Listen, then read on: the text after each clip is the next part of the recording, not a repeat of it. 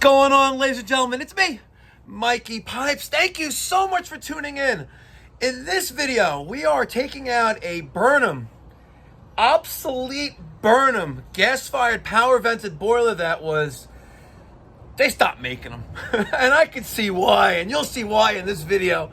We're taking out this old power-vented boiler and putting in a Burnham ES24 105,000 BTU gas-fired boiler with a Ream 50-gallon gas-fired water heater. That's a second anode rod, which is going to give them a 10-year warranty. Stick around, ladies and gentlemen. You're not going to want to miss it. Smash up that thumbs up button. Let's get going. All right. We got this CHG 225 grossly, and I mean grossly oversized gas-fired boiler. It's power-vented. It's power-vented with a lot of corrosion. I'll tell you that. Sidewall. And this model was discontinued by US Boiler a number of years ago. Multiple issues with it, dealing with control board, blower, but taking out the Whale McLean Ultra Plus 50. Ultra Plus, yep.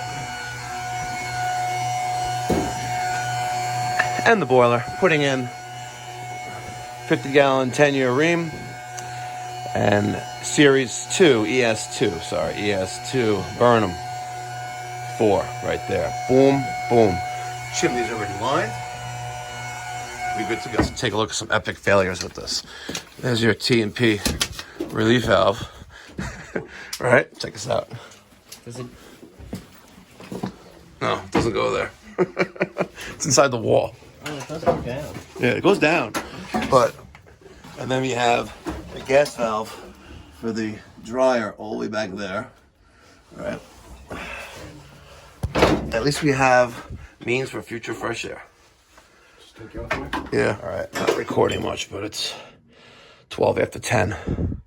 There's all the boiler piping. The Webstone air separator. Because if you're not using a real air separator, you're using the air scoop, you got to be 24 inches or 18 inches from the nearest fitting, and you'd be like all the way over here with it. So we have 1.25 inch coming up. That's for my low water cutoff. Up across 2 zones, my return.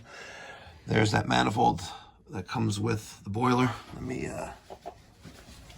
shed some light on the subject. There we go. We got to do a drip leg on that, and we're good.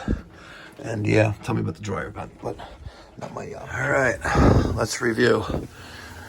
Chimney company supplied and installed new chimney liner with 6-inch coming out of the smoke Y.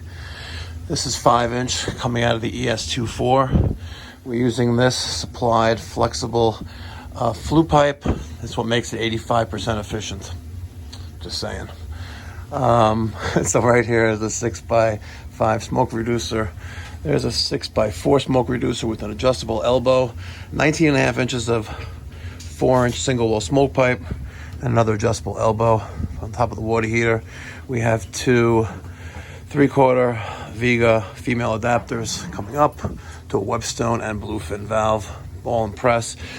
There's our water main. We don't have a backflow prevention device in line, so I don't need an expansion tank. It's per code. What I do have to check here is the exhaust and draft. And I don't think we're good. No. Also, we have the garage door open, and we're not good right now with that, and that's a problem. All right. Coming out of the boiler supply, we have that manifold tree right here. Yeah, that's not good. I bet you the garage door is problematic of that. There's our 30 PSI relief valve, trilocator gauge. There's the probe for the IQ lower to cutoff. There's our drip leg and relief valve. Coming across, we're using a Webstone 1.25 inch IPS air separator. Below that, that's where your makeup water and your expansion tank should be. We're using the Calefi, and we're using the Webstone for the air isolation.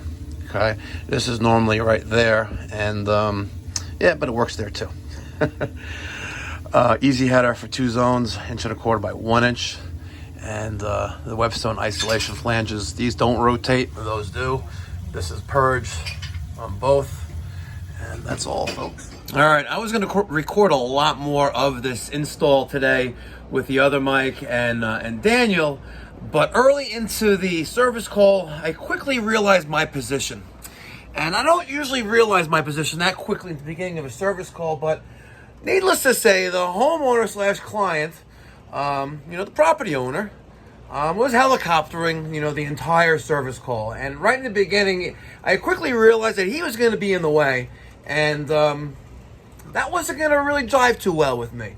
I asked him, listen, bro, I don't mind helicoptering, but just don't be in our way. And he made a comment that ended with, well, it's my house.